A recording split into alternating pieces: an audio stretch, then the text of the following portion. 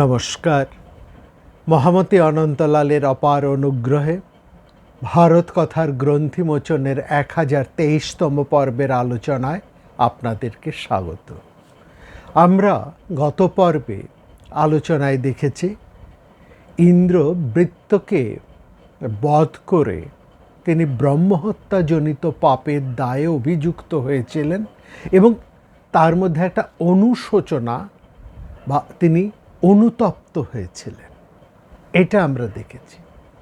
লক্ষ্য করবেন ঠিক এখানে এই যে সমগ্র বৈদিক যে সাহিত্য, যেখানে ইন্দ্র সবচাইতে ক্ষমতাবান একজন নৃপতি, দেবরাজ হিসেবে তিনি প্রতিষ্ঠিত এবং সবচাইতে ক্ষমতাবান, এবং সমগ্র বৈদিক সাহিত্যে সবচেয়ে বেশি তার প্রশস্তি করা হয়েছে, এবং তার এই ক্ষমতা, প্রতিপত্তি, তার প্রভাব সব কিছুর মূলেই হয়েছে এই বৃত্তাসুর বধ। তিনি বৃত্তাসুর বধ করেই এত বড় ক্ষমতাধর হয়েছেন এবং তিনি এত বেশি প্রশস্তি লাভ করেছিলেন। এটা যেমন ঠিক এই যে একটি ছবি আমরা দেখলাম, আরেকটি ছবি আমরা পুরাণের মধ্যে দেখছি, একইভাবে দেখলাম। সেখানে স্কন্দ পুরাণের মধ্যে দেখলাম যে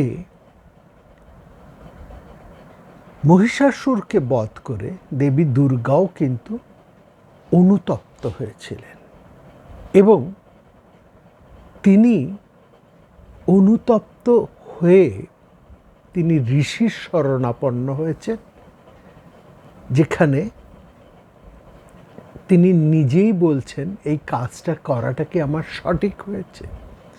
আসলে এই যে ইন্দ্র কিংবা মহাদেবী দুর্গা, তাদের এই যে বিপুল গাথা যা বৈদিক সাহিত্যের মধ্যে আছে, কোথাও কিন্তু আমরা এটা পাই না, বৈদিক সাহিত্যে কোথাও আমরা পাই না ইন্দ্র বৃত্তকে বধ করে অনুতপ্ত হয়েছেন বা তার ব্রহ্মহত্যাজনিত পাপ তার হয়েছে, এরকম কোনো প্রসঙ্গ বৈদিক সাহিত্যে নেই। কিন্তু মহাভারত সহ আরও 4টি পুরাণে রয়েছে।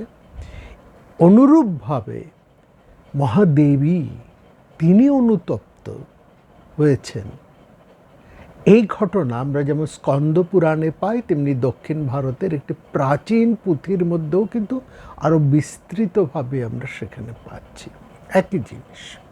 এখন প্রশ্ন হলো, এই জায়গাটাই যা বৈদিক সাহিত্যে নেই তা পুরাণে আছে। পুরাণ হচ্ছে সেই জিনিস, পুরাণ হচ্ছে সেই রচনা যা বৈদিক সাহিত্যের মূল ভাবনাকে সহজ করে সাধারণ মানুষের কাছে তুলে ধরছে, এটাই পুরাণের উদ্দেশ্য। অর্থাৎ বৈদিক সাহিত্য বা বেদের জ্ঞান সরাসরি লাভ করতে হলে মানুষকে বেশ কিছু বিষয় সম্পর্কে তাকে জানতে হবে। অর্থাৎ আরও বেদ ছাড়াও বেদাঙ্গ এবং বেদাঙ্গের 6টি পর্যায়, 6টি বিষয় এবং অন্যান্য আরও কিছু বিষয় জানলেই তবে একজন মানুষ সাধারণ বেদ সম্পর্কে তার ধারণা হতে পারে, এবং এই বেদ পাঠের জন্য তাকে গুরুগৃহে থেকে কম করে 12 বছর তাকে শিক্ষা গ্রহণ করে তবে সে খানিকটা বেদের মর্ম অনুধাবনের যোগ্য হয়ে ওঠে। অর্থাৎ এটা খুব সোজা সহজ কথায় যে বেদ সাধারণ মানুষের আয়ত্তাধীন নয়। ঠিক একই রকমভাবে এই যে পুরাণ, যা সাধারণ মানুষ কাছে বেদের মর্মার্থ কাহিনীর মাধ্যমে তুলে ধরছেন, এই জন্যে পুরাণ রচিত হয়েছে। সে শুধু এটা মাত্র নয়, এই কথাই শুধু একমাত্র পুরাণের সম্পর্কে বলা যায় না। পুরাণ হচ্ছে সেই সময়ের এক সামাজিক দলিল। অর্থাৎ সেই অতীত সময়ে পুরাকালে সমাজের যে চালচিত্র, সামাজিক দর্পণ হচ্ছে পুরাণ। সেই সময়কার মানুষদের ভাবনা, তাদের যাপন, তাদের চিন্তা, তাদের মূল্যবোধ সব কিছুর একটা পরিচয়। এবং এই যে পরিবর্তন ঘটছে, চিন্তার পরিবর্তন ঘটছে, তাদের ভাবনার পরিবর্তন ঘটছে, তাদের মূল্যবোধের পরিবর্তন ঘটছে, তাদের যাপনের পরিবর্তন ঘটছে, তার ছবিও কিন্তু পুরাণের মধ্যে স্পষ্ট। এই অর্থে পুরাণ কিন্তু ইতিহাস, পুরাকালের ইতিহাস হচ্ছে পুরাণ। তো সেই পুরাণের মধ্যে আমরা খুব পরিষ্কারভাবে ইন্দ্রের কিংবা মহাদেবী দুর্গার এই অনুশোচনা বা অনুতপ্ত কথা আমরা সেখানে পাচ্ছি। একটা জিনিস আমাদের বুঝতে হবে যে পুরাণের মধ্যে দেবতা নিন্দা, দেবনিন্দা কিংবা দেবতা বিশেষের মহিমার ন্যূনতা যদি সেখানে দেখা যায়, বা অন্য কোনো দেবতার মহিমার আধিক্য সেখানে হয়তো আছে, এইটা দেখে যদি কেউ দুঃখিত বা আনন্দিত হন, হ্যাঁ, তিনি সেই দেবতা বিশেষের ভক্ত হলেও এটা আমরা পরিষ্কার বলতে পারবো, বা আমরা এটা বলা যায়, তিনি পুরাণজ্ঞ নন, তিনি পুরাণের মর্মজ্ঞ নন। অর্থাৎ কোনো পুরাণে কোনো দেবতার সম্পর্কে সমালোচনা করা হয়েছে, কোনো দেবতার অতিরিক্ত প্রশংসা করা হয়েছে, এইটা শুনে আমাদের উদ্বেলিত হওয়ারও কিছু নেই, দুঃখিত হওয়ারও কিছু নেই। এইটা বুঝতে হবে যে এটা হচ্ছে সেই সময়ের মানুষের যে চিন্তার একটা ধারা, তারই ছবি উঠে আসছে এখানে। আসলে দেব নিন্দা বা বিশেষ দেবতার মহিমার বর্ণনা, এটা পুরাণের তাৎপর্য নয়। উপাস্যের প্রতি উপাসকের অবিচলিত ভক্তি, একাগ্র নিষ্ঠা স্থাপনই হচ্ছে পুরাণের প্রকৃত উদ্দেশ্য, এবং সেটাই চিত্তশুদ্ধির একমাত্র উপায়। একথা কিন্তু পুরাণে বারবার বলা হয়েছে। সেই সঙ্গে সেই সময়ে যে প্রশ্নগুলো উঠেছে, মানুষের চিন্তার যে দিগন্ত উৎসারিত হয়েছে, তার ছবিও সেখানে উঠে এসেছে। সুতরাং একটা নিরপেক্ষ দৃষ্টিভঙ্গি নিয়ে পুরাণ বিশ্লেষণ করতে হবে, সেটা আমাদের বুঝতে হবে। অর্থাৎ দেবতা হলেই তিনি একেবারেই যে শুদ্ধ এমনটা নন, আর অসুর রাক্ষস হলেই তিনি যে একেবারেই হীন তাও কিন্তু নয়। আর সবচেয়ে বড় কথা, এই পুরাণের মধ্যে আমরা একটা যে পাই, সেটা হচ্ছে প্রতিবাদ। প্রতিবাদ এটা কিন্তু পুরাণের মধ্যে রয়েছে। এই প্রতিবাদ যেখানে করা হচ্ছে বা যা হয়েছে, তার যে বিষয় নিয়ে হয়েছে বা যার কাছে হয়েছে, যাকে উপলক্ষ করে করা হচ্ছে বা যার কাছে করা হচ্ছে, সেই প্রতিবাদের ধারা কিন্তু লক্ষ্য করবেন ভারতবর্ষে, অর্থাৎ এই বাংলায়, এই বাঙালির সমাজ কিন্তু বহুবার করেছে, এবং একই বিষয় একই সময় সেই তারই কাছে, এবং তাকে নিয়েই সেই কথাই আমরা আজকে আলোচনায় আসছি। দেখুন, আমরা প্রথমে বলি যে এই যে মহাদেবী দুর্গার কাছে, এই যে দুর্গার সম্পর্কে আমাদের যে উপনিষদে, বৈদিক ভাবনায় এই যে আদ্যাশক্তি, তাকে যেভাবে চিত্রিত করা হয়েছে, যে মহিমায় তাকে স্থাপন করা হয়েছে, সেই মহাদেবী সেই মহিষাসুরকে বধ করে, পুরাণ বলছে, তিনি অনুতপ্ত হয়েছে। এটা কোথায়? এবং এইটা বুঝতে হলে একটু আমাদের একটা জিনিস আমাদের লক্ষ্য করতে হবে। পুরাণের মধ্যে এমন বেশ কিছু ঘটনা আছে, এমন কিছু প্রতিবাদ আছে এই মহাদেবীর কাছে, যা সত্যি বিশেষ গুরুত্ব রাখে এবং সেটা অত্যন্ত বৈশিষ্ট্যপূর্ণ।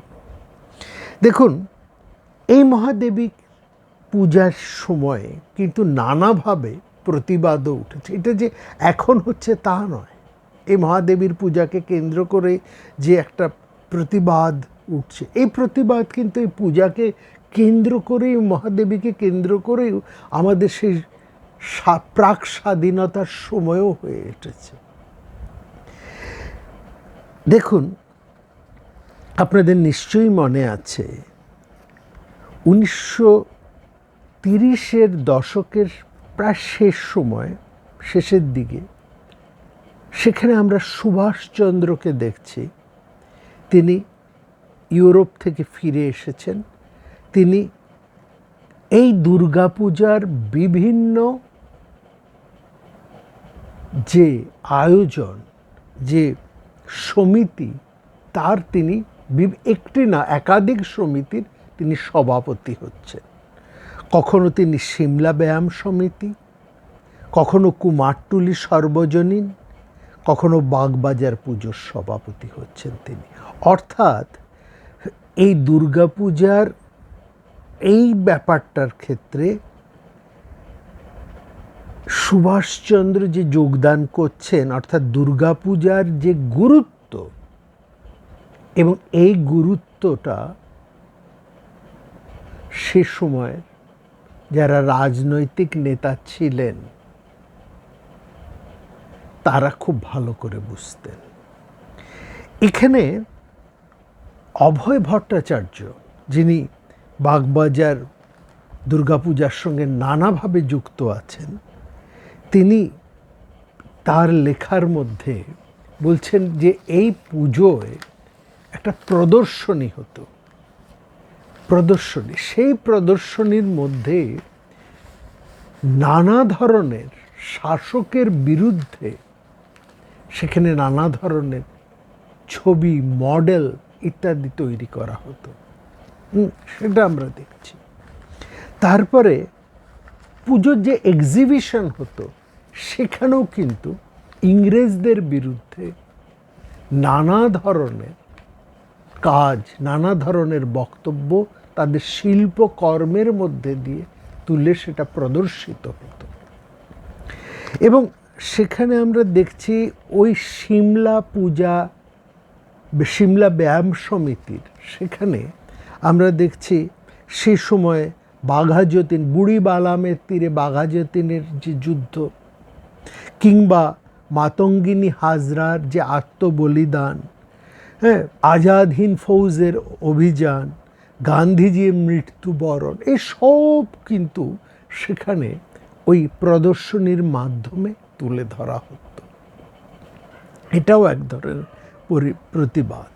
তারপরে আমরা এটা দেখেছি ওই সিমলা ব্যায়াম সমিতিতে অন্নকূটের আয়োজন। সুভাষচন্দ্র বসু, তিনি সিমলা ব্যায়াম সমিতির সভাপতি। সেখানে অন্নকূটের যে আয়োজন হয়েছে, সেখানে তিনি পাত পেড়ে সবার সঙ্গে খাচ্ছেন। এই ছবি খুব বিখ্যাত ছবি এবং একটা দলিলও বটে, স্বাধীনতা সংগ্রামের ইতিহাসের একটা দলিল। এবং আরেকটু আমরা এখানে কথা বলি যে এই যে বাগবাজার সর্বজনীন পুজো, সেখানে বীরাষ্টমী, লাঠি খেলা, ছোড়া খেলা, এর প্রদর্শনী হতো। অর্থাৎ গুপ্ত সমিতি যারা ছিল সদস্যরা, তারা সেখানে যোগদান করতেন নানাভাবে। এই সবের মাধ্যমে যুব সমাজের মধ্যে তারা সেই প্রতিবাদের ভাষাকে ছড়িয়ে দিতেন। এটাও আমরা দেখেছি।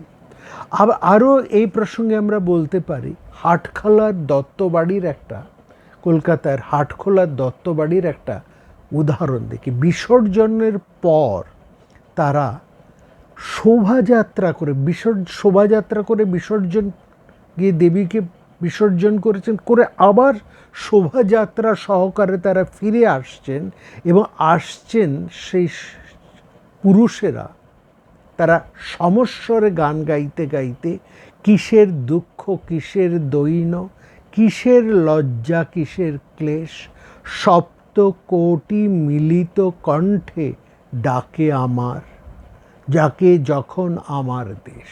এই গান গাইতে গাইতে তারা ফিরছে এবং সেখানে দেখি ওই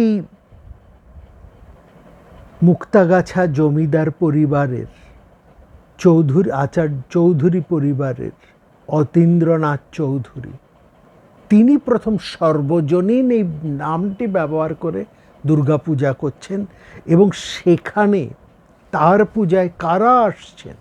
বাঘা যতীন, সেখানে আসছেন রাসবিহারী বসু, হ্যাঁ, সেখানে আসছেন অন্যান্য বড় বড় বিপ্লবীরা, তারা আসছেন এবং তাদের সাহায্যের জন্য অতীন্দ্রনাথ চৌধুরী তিনি ওই পুজো করে নানা ধরনের সেখানে প্রদর্শনীর ব্যবস্থা করে নানা কিছু করে তারা অর্থ সংগ্রহ করতেন।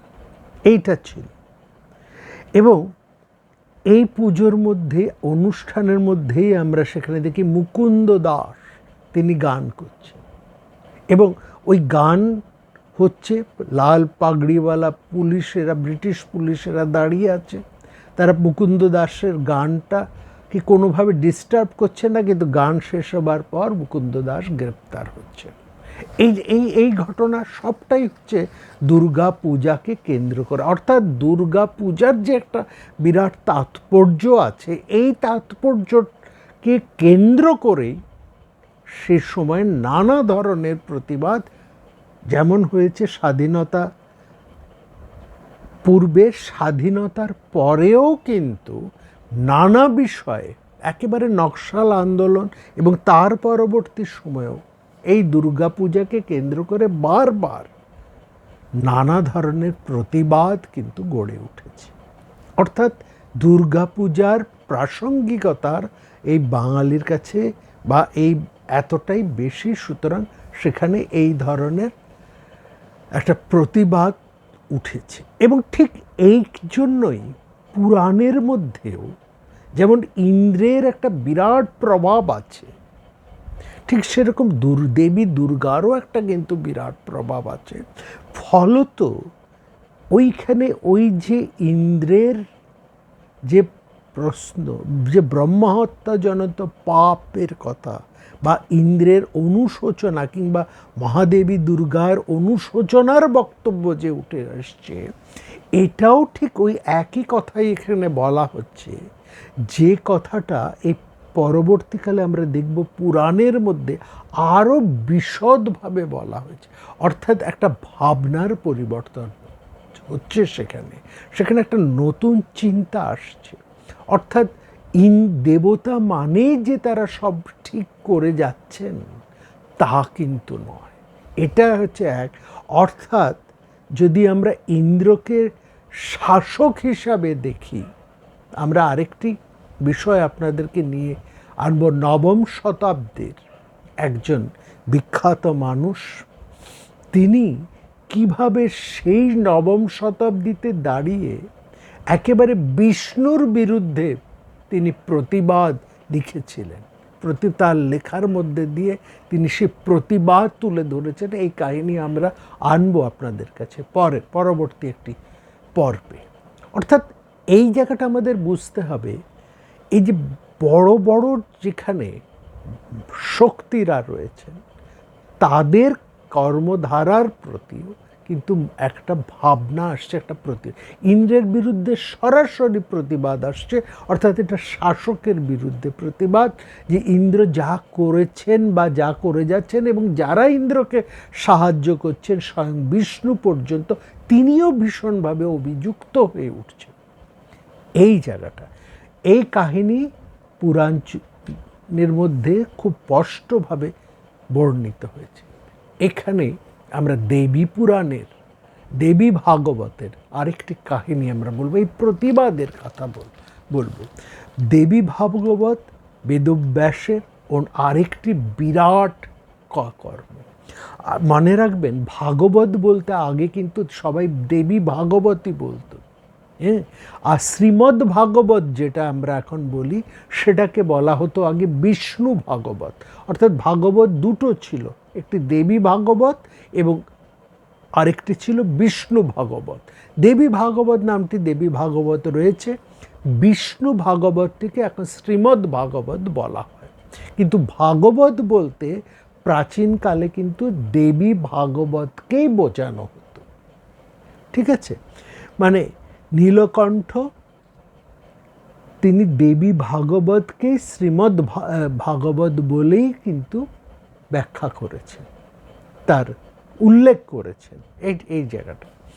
তো এই দেবী ভাগবতের মধ্যে আমরা দেখছি অসুর রাজ প্রহ্লাদ তিনি কিভাবে প্রতিবাদে ফেটে পড়ছেন।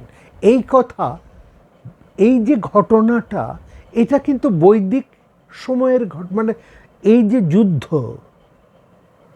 প্রহ্লাদ দেবতাদের রাজা, এই অসুরদের রাজা, দৈত্য অসুরদের রাজা হচ্ছেন প্রহ্লাদ,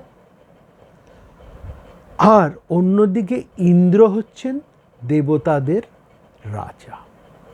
এদের মধ্যে যে যুদ্ধ হচ্ছে দীর্ঘ সময় ধরে যুদ্ধ, এবং সেখানে একটা নিয়ম শেষকালে হয়ে গিয়েছিল যে একটানা এত বছর, একটা নির্দিষ্ট বছর একটানা দেবতারা স্বর্গ শাসন করবেন, তারপর অসুরেরা শাসন করবেন, আবার অসুরদের পরে আবার দেবতারা শাসন করবেন। এইভাবে কিন্তু একটা ব্যবস্থা তৈরি করা হয়েছিল, না হলে এটা সামলানো যাচ্ছিল না। অসুর এবং দেবতা, সুর এবং অসুর, অর্থাৎ দেবতা এবং দৈত্য অসুরেরা, এরা আলাদা কেউ নয়, এরা মানুষ, এরা প্রত্যেকেই মানুষ। এবং সবচেয়ে বড় কথা, এদের সম্পর্ক হচ্ছে এরা বৈমাত্রেয় ভাই, একই পিতার সন্তান, কশ্যপের সন্তান। এবং এদের একজনের জননী দিতি, আরেকজনের দেবতাদের জননী অদিতি। এই হচ্ছে ব্যাপার, পিতা এক, অর্থাৎ তারা পরস্পরের জ্ঞাতি।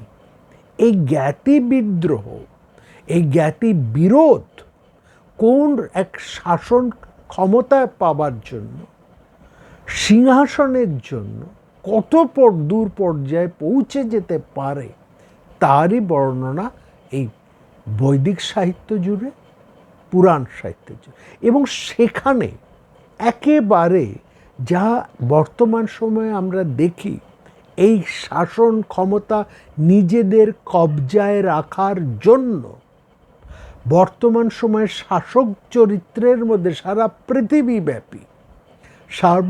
পৃথিবীব্যাপী শাসকের যে চরিত্র, যে ছবি, যে নির্মমতা, যে নির্লজ্জতা, যে ধরনের অন্যায়, যে ধরনের কপটতা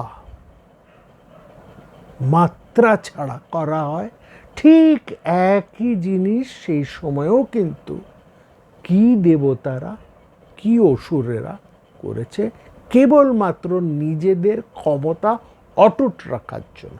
আর পরস্পরের সঙ্গে সব সময় মারামারি করেছেন, হানাহানি করেছে। মাঝে একটা সমঝোতার মতন হয়েছিল যে তোমরা এই সময় এতদিন তোমরা থাকবে ক্ষমতায়, তারপরে তোমরা ক্ষমতা ছেড়ে দেবে, অপর পক্ষ আসবে। কিন্তু এটা খুব এই সমঝোতা কিন্তু কেউ পালন করত না। সময় পার হবার পরেও তাদের ক্ষমতা নিরঙ্কুশ রাখার জন্য তারা নানা রকম ছলাকলার চেষ্টা করা হতো।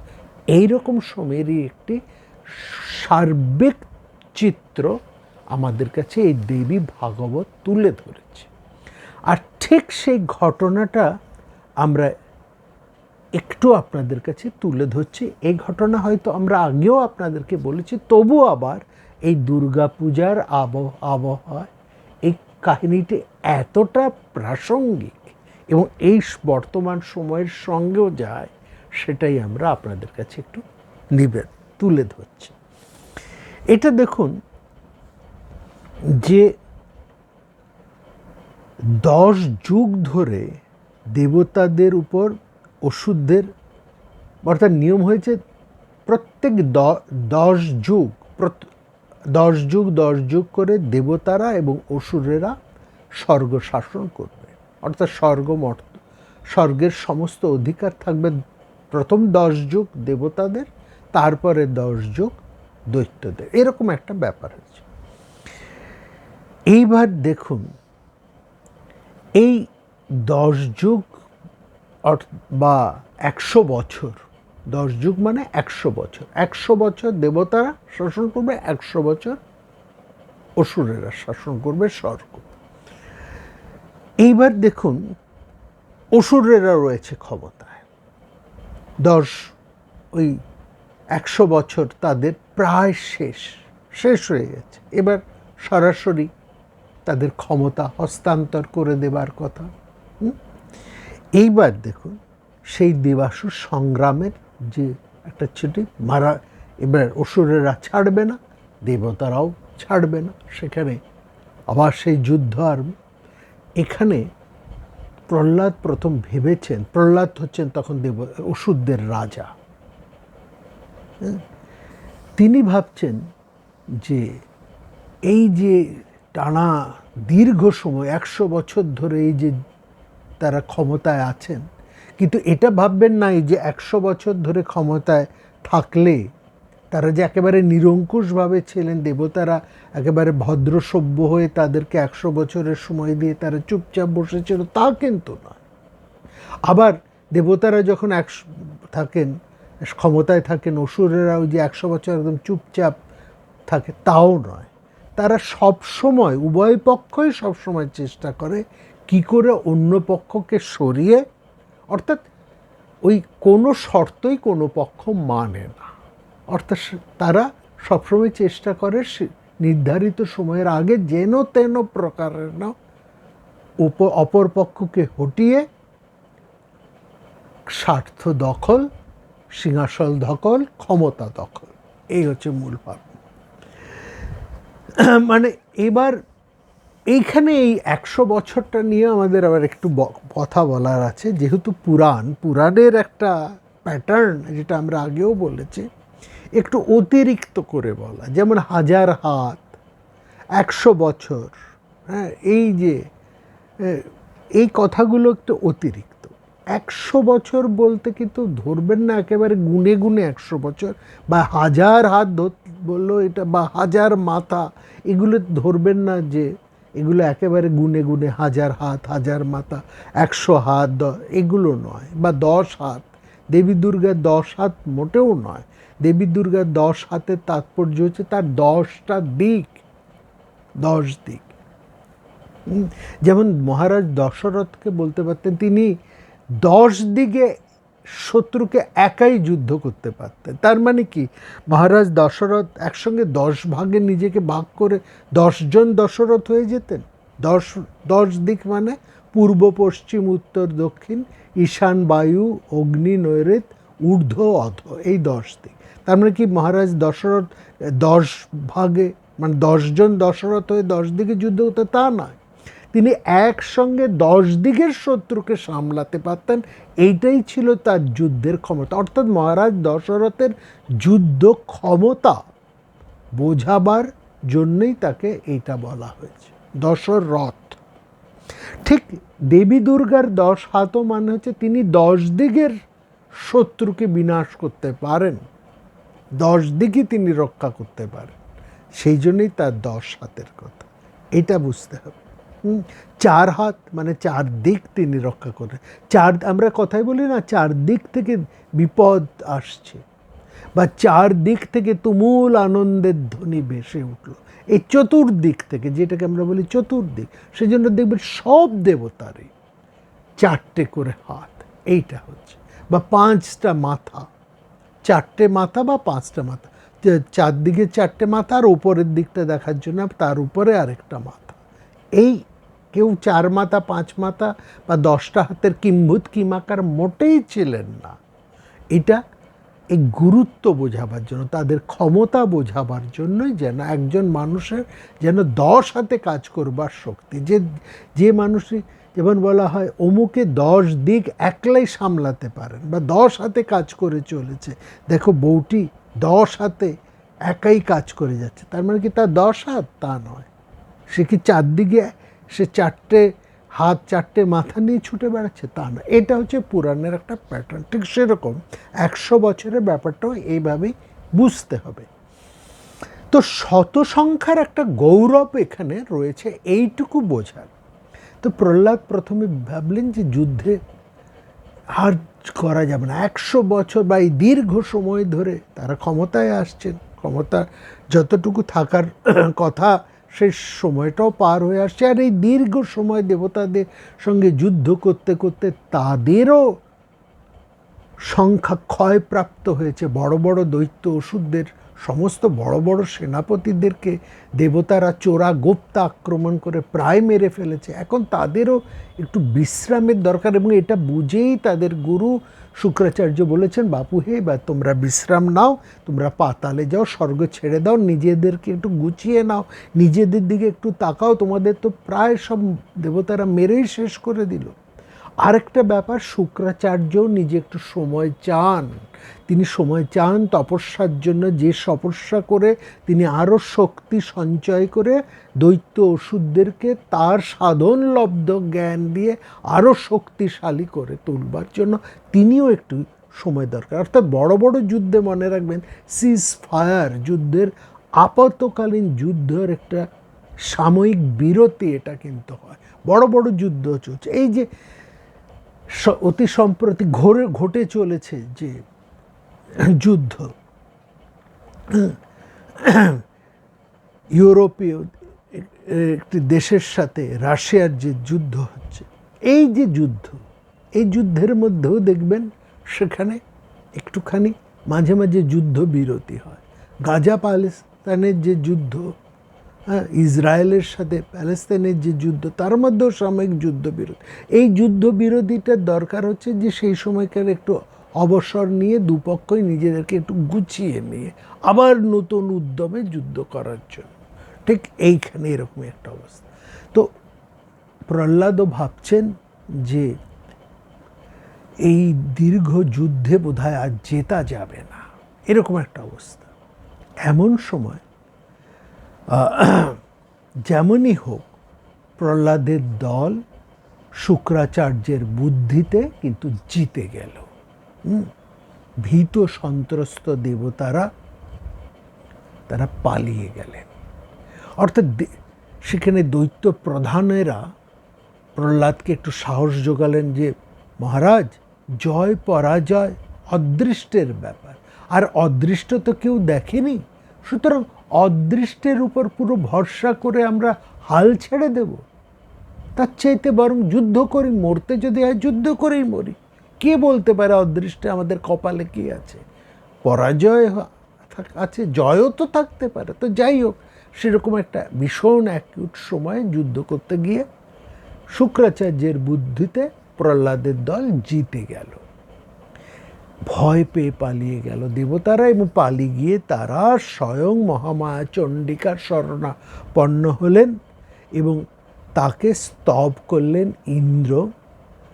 স্তবে দেবীকে, ইন্দ্র দেবী স্তবে তাকে প্রসন্ন করলেন। এই ইন্দ্র স্তব খুব চমৎকারভাবে সেই দেবী ভাগবতের মধ্যে আছে। এই ইন্দ্র স্তবটিও দুর্গা পূজার অনেক জায়গাতেই আমরা দেখেছি উচ্চারিত হচ্ছে, মন্ত্র হিসাবে এটি পাঠ করা হয়।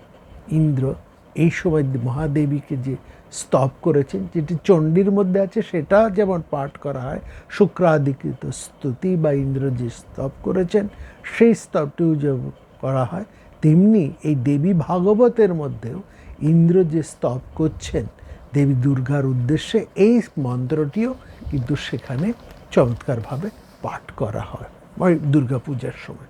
আমরা সেই স্তবন মন্ত্রের মধ্যে এখন যাচ্ছি না, পরে কোনো সময় সেই স্তবন মন্ত্রটিও শোনাবো। এটা খুব সুন্দর একটি মন্ত্র, স্তবন মন্ত্র। দেবী প্রসন্ন হলেন, বললেন যে তোমরা ভয় পেও না, আমি যাচ্ছি যাতে তোমাদের মঙ্গল হয়, অসুর বিনাশের জন্য আমরা যাচ্ছি।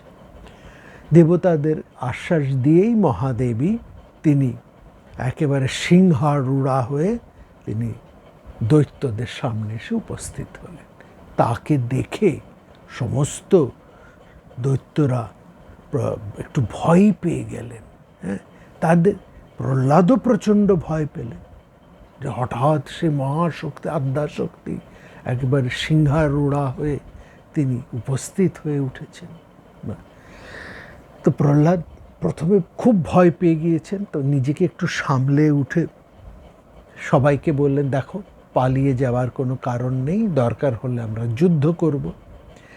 ইনি তো উপস্থিত হয়েছেন দেবতাদের রক্ষা করার জন্য, তবু আমরা কিন্তু পালাবো না, তোমরা ভয় পেও না।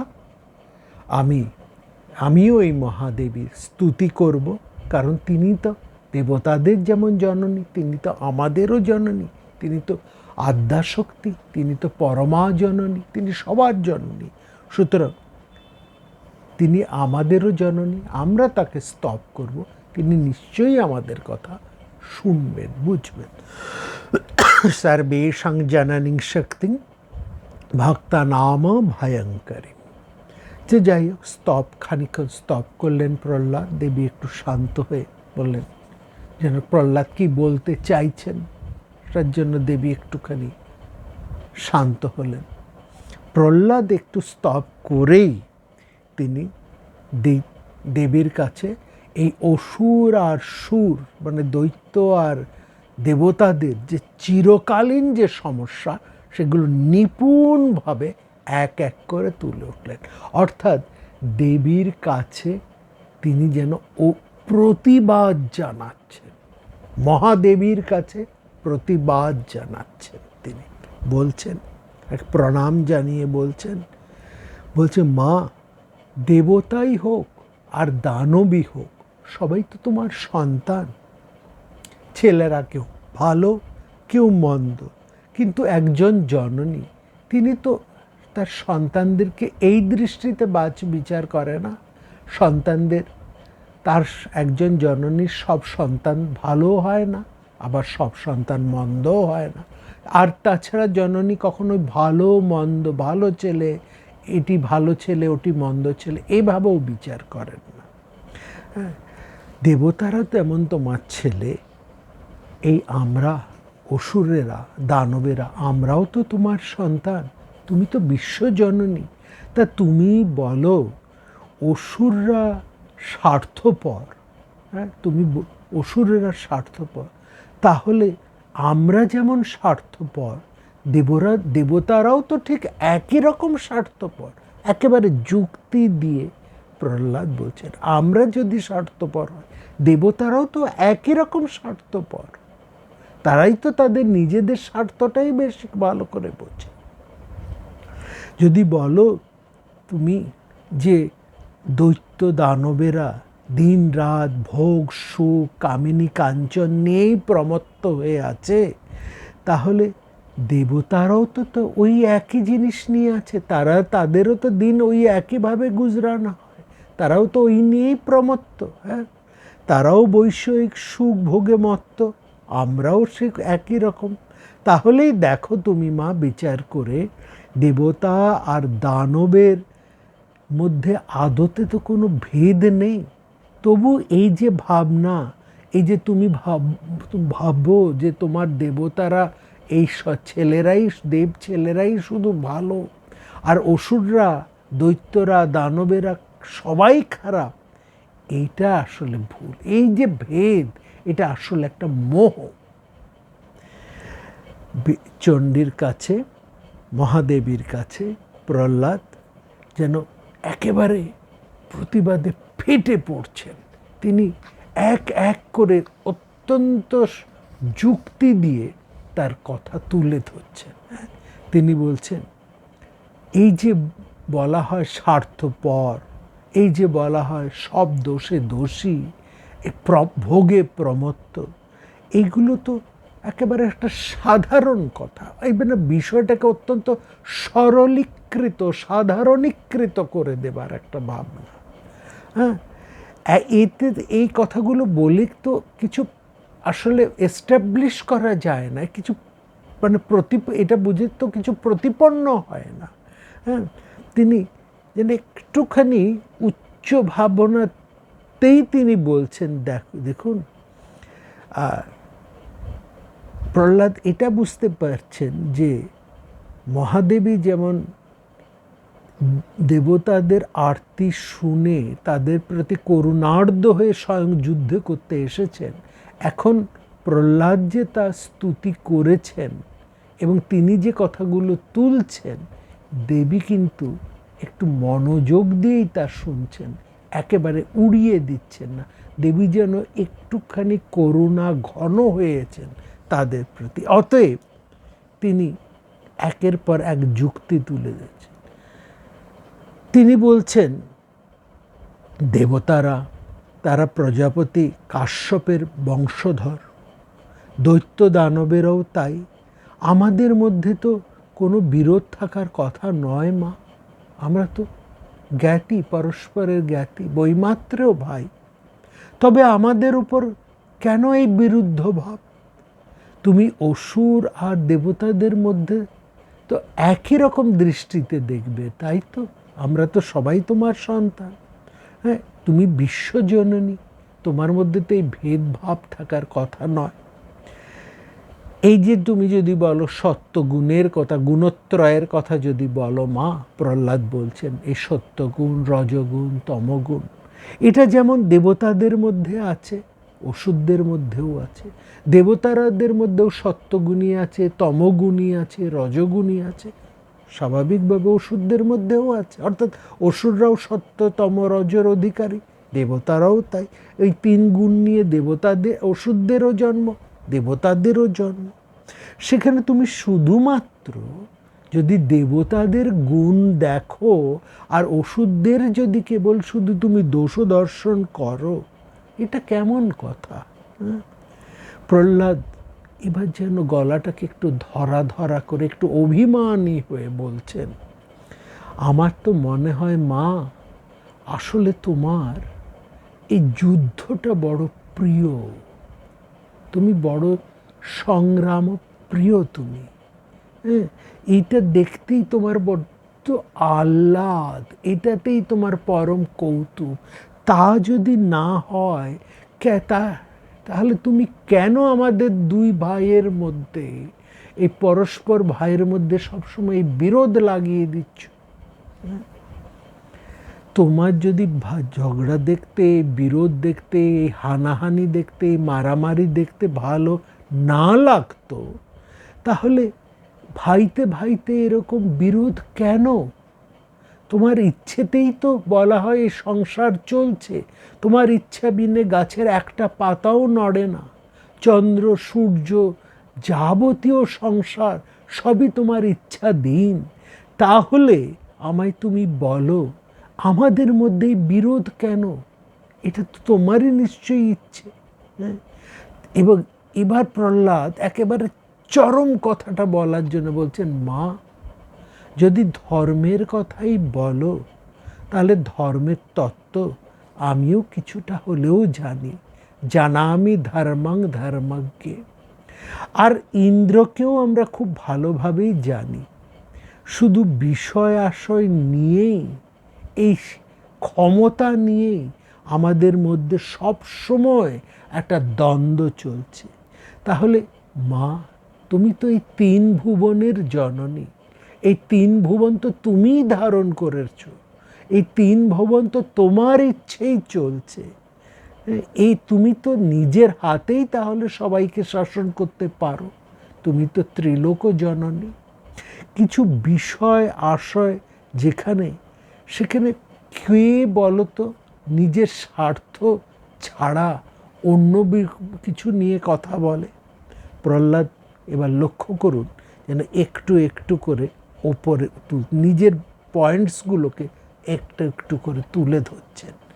তিনি প্রথমে নিজের যুক্তিগুলোকে আনছেন, সেই সঙ্গে একটু সন্তানের অভিমান মিশিয়ে তিনি যুক্তিগুলোকে পরপর খাড়া করছেন।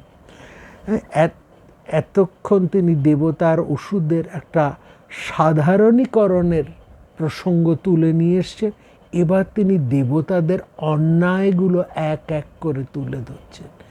এবার তিনি বলছেন যে দেখুন মা, এই যে এত বড় সমুদ্র মন্থন হয়ে গেল, মা তুমি তো বিশ্বজননী, তুমি তো সবই জানো, এই যে এত বড় সমুদ্র মন্থন হলো, দেবতা অসুর উভয় পক্ষই তো সমান পরিশ্রম করেছে, কেউ তো কম বেশি তা নয়, কিন্তু তার ফলটা কি হলো?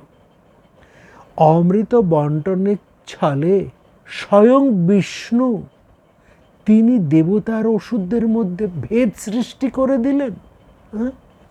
তিনি তো এই তিন ভুবনের পালন কারক, তিন ভুবন পালনের ভার তার হাতে। তিনি নিজে কি করলেন? নিজের লোভ চরিতার্থ করার জন্য তিনি স্বর্গসুন্দরী লক্ষ্মীকে আত্মস্থ করলেন, আত্মসাৎ করলেন তিনি। তাও বুঝতাম তিনি একটি বস্তু গ্রহণ করেছেন, ঠিক আছে, কিন্তু তার প্রত্যক্ষ সাহায্যে, প্রত্যক্ষ মদতে ইন্দ্র সবই নিজে হস্তগত করে ফেললেন। অশ্বরাজ ঐচ্যশ্রবা, গজরাজ ঐরাবত বা সুরভির মতন একটা কামধেনু, সবই সেই বিষ্ণুর মদতেই ইন্দ্র পেয়ে গেল। এত বড় বড় অন্যায় করে সম্পূর্ণ অমৃত নিজেরা ভোগ করে দেবতারা সাধু হয়ে গেল, আর আমরা ভোগী, আমরা বদনামের অধিকারী হলাম। প্রহ্লাদ এবার দেবতাদের সম্বন্ধে নিজের মত খুব পরিষ্কার করে জানাচ্ছেন। বলছেন যে দেবতারাই আসলে মা, যত অন্যায় অনীতির মূল। আসলে আমাদের মধ্যে এত কোনো ভেদ ছিল না। এই দেবতারা বিষ্ণুর প্রত্যক্ষ মদতে এই অন্যায় অনীতি করে চলেছে। অন্তত ধর্মনীতির দিক থেকে যদি দেখুন, তাহলে দেবতাদেরকে দুর্নীতি পরায়ণ বলাই যায়। আন্নায়ীনা সুরানুন্নং পশ্যতং ধর্মলক্ষণম। আর নীতি ধর্মের কথাই যখন উঠল, তখন একবার মা বিষ্ণুর দিকে তাকান। ভগবান বিষ্ণু প্রয়োজনে ঠিক দেবতাদেরকে তাদের নিজের জায়গায় বসিয়ে দেন, আর তিনি সবসময় আমাদেরকে পরাজয়ের দিকেই ঠেলে দেন। বিষ্ণুর দিক থেকে কি এটা অন্যায় নন? তিনি তো তিন ভুবনের পালন কর্তা। ধর্মনীতির দিক থেকেও যদি দেখি, তাহলে এটা কি বিষ্ণুর অন্যায় নয়? দেখুন, প্রহ্লাদ পরম বিষ্ণু ভক্ত।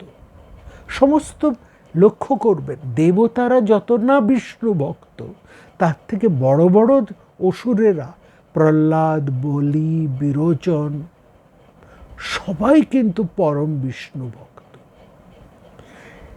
এই দিক থেকে প্রহ্লাদ বিষ্ণুর এই ধরনের কাজ তার ভক্তদের বুকে কি পরিমাণ শেল বিদ্ধ করে, এটা বোঝা তো বড় কঠিন। আমি যাকে প্রাণ দিয়ে ভালোবাসি, তার মধ্যে যদি কিছু ন্যূনতা দেখি, সেটা দেখবেন ভক্তের প্রাণে, প্রেমিকের প্রাণে সবচাইতে বেশি করে বাজে। সেইখান থেকেই প্রহ্লাদ বড় অভিমান বলে দেবীর কাছে এই প্রতিবাদ তুলে ধরছেন। বলছেন একেবারে দেবতাদেরকে এককভাবে যদি আপনি শ্রেষ্ঠ আসনে বসান, আর আমাদেরকে যদি নিকৃষ্ট করেন, তাহলে তো বুঝবো আপনি ইচ্ছে করে আমাদের সঙ্গে হীন দৃষ্টিতে আমাদেরকে বিচার করছেন, আমাদেরকে সন্তান হিসেবে দেখছেন না। আর তারপরে প্রহ্লাদ বলছেন, কোথায় ধর্ম, কুতো ধর্ম, কেমনই বা এই ধর্ম, সাধুতাই বা কোথায়, আমাকে একটু বুঝিয়ে বলবেন মা? এই সংসারে স্পৃহাহীন বৈরাগ্যবান লোক এই সম্পদ নিয়ে কে বসে আছে বলুন তো? কোনোদিন সেই রকম একজন বৈরাগ্য মানুষকে কি আমরা দেখতে পাবো? এই যে চন্দ্র, এবার এক এক করে উদাহরণ তুলছেন প্রহ্লাদ। বলছেন এই যে চন্দ্র, তিনি দেবতাদের মধ্যে অন্যতম শ্রেষ্ঠ দেবতা, অত্যন্ত তিনি মানী লোক। তিনি কি করেছেন না, নিজের পূজনীয় সম্মানীয় আচার্য স্ত্রীকে তিনি জোর করে হরণ করে নিলেন। আর দেবরাজ ইন্দ্র ধর্মের মূল তাৎপর্য, মূল ভাবনা কি তার নেই? মূল ধর্ম কি জিনিস তিনি জানেন না? ধর্মের সিদ্ধান্ত কি তিনি জানেন না? তিনি তার গুরুপত্নীকে ধর্ষণ করে বসলেন। আবার দেবগুরুর কথাই যদি আমরা বলি, বৃহস্পতির কথাই যদি বলি, তিনি তার অনুজ, তার ভাইয়ের স্ত্রীকে গর্ভবতী অবস্থায় ধর্ষণ করলেন এবং তার গর্ভজাত শিশুপুত্রটিকে অভিশাপ দিয়ে অন্ধ করলেন। প্রহ্লাদ এবার এক এক করে যতগুলো ঘটনা উল্লেখ করলেন, এটা পুরাণকারেরা দেবতাদের মানসিক বিচ্যুতির যে ঘটনা সেটাকে কিন্তু তুলে ধরছে। বেদে যেমনভাবে দেবতাদের প্রশস্তি করা হয়েছে, পুরাণ কিন্তু সেই প্রশস্তির জায়গা থেকে বেদে উল্লেখিত দেবতাদের অপকীর্তির কথাগুলোকে কিন্তু বিস্তারিতভাবে তুলে ধরেছে। পুরাণের চোখে দেবতা আর অসুররা, আমরা আগেও বলেছি এখনো বলছি, তাদের সম্পর্ক জ্ঞাতি ভাই হিসেবে। তারা দুজনকে একই স্তরে বসিয়ে কিন্তু দেখছেন, বিচার করছেন, বিশ্লেষণ করছেন দুটো চরিত্রকে একই প্ল্যাটফর্মে বসিয়ে। প্রভু ভৃত্যের অংশ থেকে নয়, তারা বিশ্লেষণ করছেন দুই ক্ষমতাধর পুরুষের থেকে, এবং দুজনই একই পিতার সন্তান। দুজনেই কিন্তু পরস্পরের মধ্যে যে সম্বন্ধ, যে সম্পর্ক, সেই ভিত্তি থেকেই তারা বিচার করছে। প্রহ্লাদ এত কথা বলে আবার ফিরে এলেন সেই বিষ্ণুর জায়গায়, কারণ বিষ্ণু যে তার প্রাণপ্রিয়। তিনি প্রহ্লাদের মতন এত বড় বিষ্ণু ভক্ত কিন্তু সেকালে কেউ ছিলেন না। হ্যাঁ, বলিও বিষ্ণু ভক্ত, বিরোচনও বিষ্ণু ভক্ত, কিন্তু প্রহ্লাদ প্রাণ দিয়ে, হৃদয় দিয়ে বিষ্ণুকে ধারণ করে রাখে। তার প্রাণতম বিষ্ণু। তিনি বলছেন বিষ্ণুর দিক থেকে যে অন্যায়গুলো ঘটছে, এটা যে প্রহ্লাদের বুকে কি বিষম শেলের মতন আঘাত হয়েছে, সেটা বোঝা সেই বোঝে যার মধ্যে সেই প্রেম আছে, এবং তিনি সেই প্রেমের দৃষ্টি থেকে তার প্রেমিকের ন্যূনতা দেখে যেইভাবে তিনি একেবারে শেলবিদ্ধ হয়ে যান, ঠিক সেই স্তর থেকেই কিন্তু প্রহ্লাদ সেই জায়গায় দাঁড়িয়েই, সেই শিলবিদ্ধ, সেই অভিমানের জায়গা থেকে প্রহ্লাদ কিন্তু কথাগুলো বলছেন। প্রহ্লাদ কেবল কি শুধু এই অমৃত মন্থনের জায়গাতেই অপমান করেছেন? তার প্রহ্লাদের পৌত্র বলির প্রতি যে অন্যায় করেছে বিষ্ণু, তাকে যেভাবে একেবারে বামন রূপ নিয়ে যেভাবে তাকে ছলনা করেছেন, যে কপটতা করেছেন, সেটা প্রহ্লাদ কি করে সহ্য করেন? আবার সেটাও করেছেন স্বয়ং বিষ্ণু, তার প্রাণের উপাস্য দেবতা। প্রহ্লাদ বললেন, সমুদ্র মন্থনের পর রাহু না হয় লুকিয়ে একটু অমৃত পান করেছিল, কি এমন অপরাধ করেছিল? আর ভগবান বিষ্ণু, তিনি সত্যগুণের আধার, আর তিনি কিনা রাহুর মাথাটাই কেটে দিলেন। অপরাধং বিনা কামং তদাল সত্যতাম্বিকে। সবার শেষে প্রহ্লাদ তার নিজের পরিবারে, তার নিজের সংসারের ঘটনা তুলে ধরলেন। এখানে একেবারে প্রহ্লাদকে দেখছি তিনি ক্ষোভে, প্রতিবাদে ফেটে পড়েছেন। বলছেন, তিনি প্রতিবাদ জানিয়ে বলছেন, আমার যে অমুক ধার্মিক নাতি, যাকে বলা হয় ধার্মিকতায় তিনি সুর এবং অসুরদের কাছে চিরদিনের উদাহরণ স্বরূপ, তার কি হলো? ধার্মিক সত্যনিষ্ঠ বলে যিনি জগতে প্রতিষ্ঠিত, বলি তার বলি সেই নাতি, তার দান ধ্যানের সীমা নেই। তিনি শান্ত, বিনয়ী, বেদবিহিত যজ্ঞ কর্মে তিনি সর্বদাই ব্যস্ত। যজ্ঞদানপতি শান্ত শাস্তজ্ঞ সত্যজ্ঞ সর্বপূজক। একথা বেদের মধ্যেই বলা হচ্ছে বলি সম্পর্কে। এমন যে ধর্মপরায়ণ নাতি, প্রহ্লাদ বলছেন ভগবান বিষ্ণু তার সাথে কি কপটতাই না করলেন। শুধু কি তাই, তার রাজ্য হরণ করে তাকে নিঃশেষ করে দিলেন একেবারে। অথচ দেখো মা, সজ্জনেরা শুধু দেবতাদেরকেই ধার্মিক বলে। আসলে কি জানো, এবার প্রহ্লাদ বলছেন একেবারে মাকে, প্রথমে আপনি দিয়ে শুরু করে একেবারে মাকে, আপন মার সাথে তো আর আপনি আগে চলে না। সেই মাকে বলছেন, অতটা অভিমান প্রহ্লাদের বুকে, বলছেন জগতে ধর্ম টর্ম বলে এখন কিছু নেই। এই জগতে যারা চাটুকার, যারা পদলেহী, তারাই যেতে। ধর্ম এখন নষ্ট হয়ে গেছে। জয়ন্তী চাটুবাদাশ্চ ধর্মবাদাক্ষয়ঙ্গতা। প্রহ্লাদ তার বক্তব্য শেষ করছেন একেবারে অভিজ্ঞ যুক্তিবাদী, একজন অভিজ্ঞ যুক্তিবাদী মানুষের মতন। আর প্রহ্লাদের কথাটা শুনে আমাদের কি আধুনিক যুক্তিবাদীদের কথা মনে পড়ছে না? একই রকম, একই জায়গায় তো প্রহ্লাদ দাঁড়িয়ে আছেন। এই প্রহ্লাদের প্রতিবাদ আর আধুনিক যুক্তিবাদী প্রতিবাদী মানুষের প্রতিবাদের ভাষা তো একই রকমভাবেই প্রতিবাদ করে। প্রহ্লাদের একটি কথার প্রতিবাদ করার মানে জগজ্জননীর পক্ষে সম্ভব হয়নি, উড়িয়ে দিতে পারেননি তিনি একটি কথাও যুক্তি দিয়ে। দেবতাদের স্বার্থপরতা এবং ত্রুটিগুলি তাকে মেনে নিতে হয়েছিল। তা বলে কিন্তু অসুরদের তিনি স্বর্গরাজ্য ফিরিয়ে দেননি। তিনি তাদের অনুরোধ করে, স্নেহ করে পাঠিয়ে দিয়েছেন তাদের সেই পাতালে।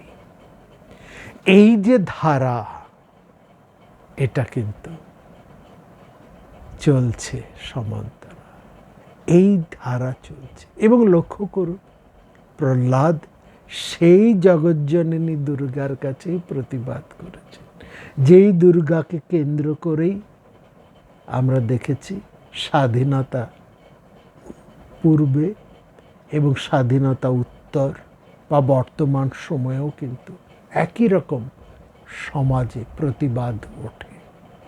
আর সেই প্রতিবাদের ফলও যে সবসময় পাওয়া যায় তা নয়। দেবী যেমন অসুরদেরকে স্বর্গরাজ্যে প্রতিষ্ঠিত হতে দেননি, তাদের অনুরোধ করে, স্নেহ করে সেই পাতালে পাঠিয়ে দিয়েছেন। অতএব যা বোঝার বুঝেনি। অর্থাৎ প্রতিবাদ, প্রতিরোধ সেকালেও ছিল, পুরাণকালেও ছিল, এখনও আছে, ভবিষ্যতেও থাকবে। এবং থাকবে হয়তো এই দেবীকে বা দেবী পূজাকে কেন্দ্র করে। এইগুলো বড় ইঙ্গিত ভরে পুরাণ আমাদের কাছে তুলে ধরে। এবং এই ইঙ্গিত এত স্পষ্ট, এত জ্বলন্ত, এত তীব্র এবং এতটাই চিরকালীন, মনে হয় যেন অতি সাম্প্রতিক সময়ের উপযোগী, এতটাই। সেজন্যই এই পুরাণ কথা পুরাণ হয় না। সবাই খুব ভালো থাকবে। আরেকটি নতুন পর্ব নিয়ে এই দেবী সম্পর্কিত, এই মহাপূজা সম্পর্কিত পর্ব নিয়ে আমরা আসবো আপনাদের কাছে। সবাই খুব ভালো থাকবেন, সুস্থ থাকবেন, দেহে এবং মনে, বিশেষ করে মনে। মানসিক সুস্থতা, মানসিক স্থৈর্যতা আজ এই সময় সবচাইতে বেশি কাম্য। খুব ভালো থাকবেন।